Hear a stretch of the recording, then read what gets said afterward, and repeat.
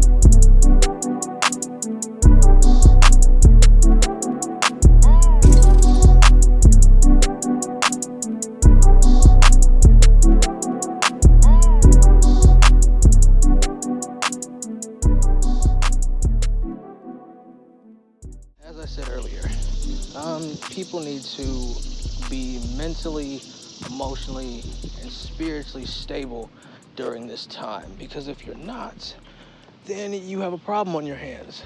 Society is going to put your fear and distract you with so much bullshit that you will not understand what is going on in the world for real. You have to see it for what it is. But a lot of people see it with not open eyes, but a closed mindset.